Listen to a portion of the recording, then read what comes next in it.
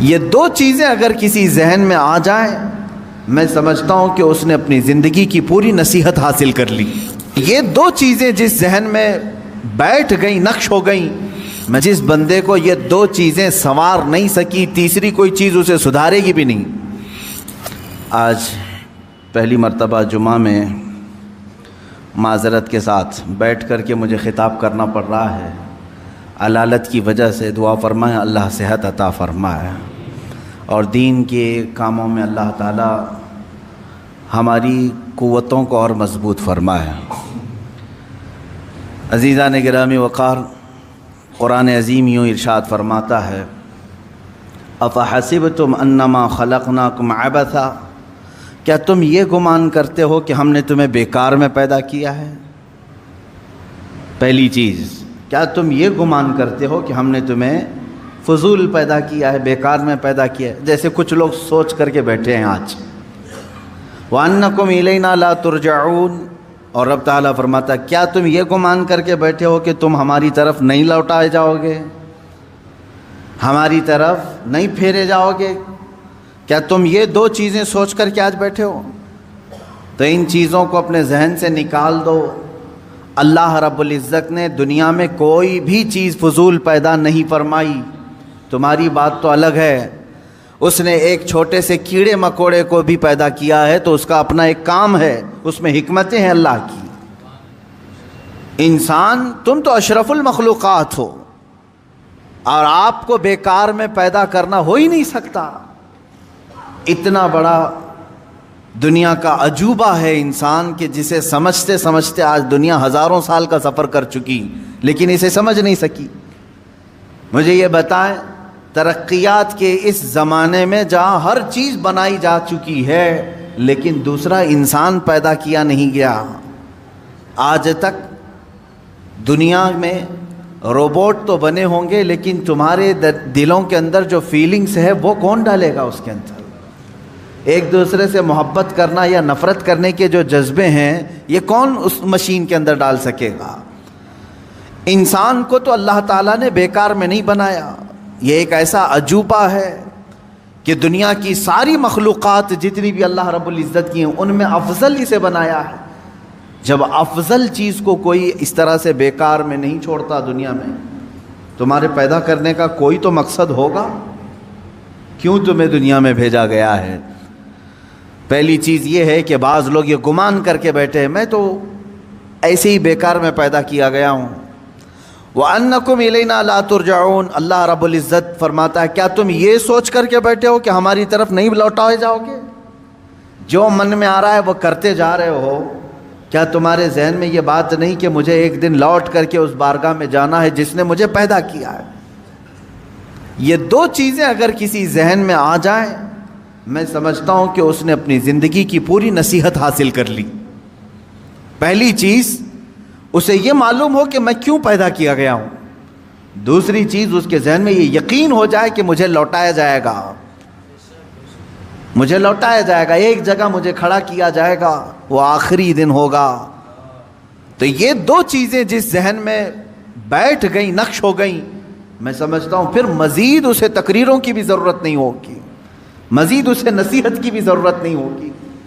اسی لیے میرے آقا صلی اللہ تعالیٰ علیہ وسلم نے ارشاد فرمایا کہ تمہارے درمیان دو نصیحت کرنے والے ہمیشہ رہیں گے، سمجھانے والے ہمیشہ رہیں گے، ایک قرآن پاک ہے اور دوسرے موت۔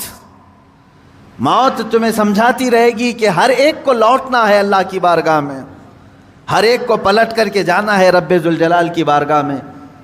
اور پھر بزرگوں نے یہ روایات میں بیان فرمایا جس بندے کو یہ دو چیزیں سنوار نہیں سکی، تیسری کوئی چیز اسے سدھارے گی بھی نہیں۔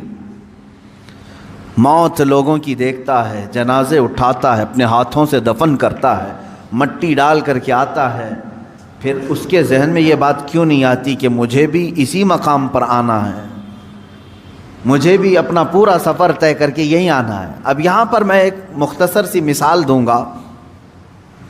مجھے یہ بتائیں، ہبلی ریلوے اسٹیشن پر ٹرین رکی ہوئی تھی، کوئی بندہ جلدی سے چڑھ کر کے بیٹھ گیا ہے، ہم نے اس سے پوچھا کہاں جا رہے ہو؟ کہا پتہ نہیں ہے، معلوم نہیں ہے۔ کہاں سے آئے ہوں؟ کہا معلوم نہیں مجھے، وہ بھی نہیں معلوم۔ تو آپ کی نظر میں ایسا بندہ کیا ہوگا؟ پاگل ہی تو ہوگا، بیچارے کو یہ بھی نہیں معلوم کہاں سے آیا ہے، اور زبردستی چڑھ کے بیٹھ گیا ہے، اسے یہ بھی نہیں معلوم ٹرین جا کہاں رہی ہے۔ دنیا میں یہ دو چیزیں جسے نہیں معلوم اسے بیوقوف نہیں، مہا بیوقوف کہیں، جسے یہ معلوم نہیں کہ وہ کہاں سے آیا اور کہاں جا رہا ہے۔ سفر یوں ہی نہیں ہوتا، آپ ایک بس میں بھی بیٹھتے ہیں تو پوچھ کر بیٹھتے ہیں کہ یہ کہاں جا رہی ہے۔ ہر ایک انسان کو اپنی منزل معلوم ہے۔ اے انسانوں، تمہیں اپنی اس پوری لائف کی ڈیسٹینیشن کیوں نہیں معلوم کہ تمہیں کہاں تک جانا ہے، تمہیں کہاں تک پہنچنا ہے؟ ایک بات تو قرآن نے ہمیں بتا دیا ہے کہ ہم آئے کہاں سے تھے؟ جنت سے آئے تھے، کیونکہ ہمارے باپ کا وطن ہے جنت۔ آدم علیہ السلام وہاں رکھے گئے تھے، وہ اتارے گئے دنیا میں، یہ ایک لمبا سفر طے کیا۔ ہم دنیا میں آئے ہیں جنت سے، ہماری روحیں جنت سے آئی ہیں۔ ہمیں ہمارا اوریجن تو معلوم ہے کہ کہاں سے آئے ہیں، لیکن اکثر یہاں بھول گئے، غلط ٹرینوں میں چڑھ گئے، انہیں معلوم ہی نہیں یہ جانا کہاں ہے۔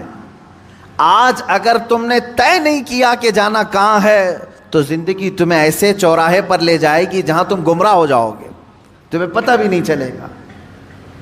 اب مثال کے طور پر اور ایک بات میں بتا دوں، مسجد سے نکلتے ہی اگر تم نے ارادہ کر لیا کہ مجھے درگاہ حضرت سید فتح شاہ رحمۃ اللہ علیہ میں حاضری دینا ہے، مسجد کے قدم باہر نکالتے ہی تمہارا ارادہ ظاہر ہو گیا، تم نے یہ ارادہ کر لیا، تو اب یہ تمہارا ارادہ تمہیں سیدھے اسی روڈ پر لے جائے گا جو درگاہ تک کی طرف جا رہا ہے۔ لیکن تم یوں ہی اندھا دھند چلتے رہے، کہاں جانے کا ہے سوچا ہی نہیں، تو مسجد سے باہر نکلنے کے بعد کیا کرتے ہو؟ ہوٹل میں گھس گئے، دکان میں کھڑے ہو گئے، کسی شو روم میں چلے گئے، دوستوں سے بات چیت کرتے رہے، شام ہو گئی، کیونکہ ارادہ ہی نہیں تھا جانا کہاں ہے۔ تھک گئے تو سونے کا بستر ڈھونڈ لیا۔ اتنا ہی ہوگا؟ تمہاری لائف میں بھی یہی ہے میرے عزیز، زندگی اسی طرح ہے کہ تم نے اگر آج طے نہیں کیا کہ ہمیں جانا کہاں ہے تو اسی طرح بھٹکتے رہو گے، کبھی پان کی دکان، کبھی ہوٹل کی چائے کی کٹے، اور یہ تمام چیزیں تو ٹھیک ہے، لیکن انسان ایسا بھٹکتا ہے کہ اسے پتہ ہی نہیں چلتا کہ مجھے کس جگہ پر کھڑا ہونا ہے۔ آج یہ طے کر لو کہ میری منزل اللہ کی جنت الفردوس ہے۔ جب تم نے یہ طے کر لیا تو تمہارا یہ ارادہ ٹھیک تمہیں اسی راستے پر چلائے گا۔ انسان کا مضبوط ارادہ اسے اس کے راستے پر لے آتا ہے، اللہ کی ہدایت بھی ہو۔ لیکن سوچا ہی نہیں، کبھی آج تک سوچتا ہی نہیں میں کہ مجھے جانا کہاں یہ معلوم نہیں۔ پوچھو پکڑ کر کے کسی کو، روزانہ صبح ہو رہی ہے شام ہو رہی ہے، صبح ہو رہی ہے شام ہو رہی ہے، زندگی کا سفر کٹ رہا ہے، یہ کہاں تک جائے گا؟ اکثر تو یہ کہیں گے جیسے چل رہا ہے چلنے دو، ہمیں کیا معلوم کہاں تک یہ زندگی لے جائے گی۔ میرے عزیزو، زندگی کہاں لے جائے گی؟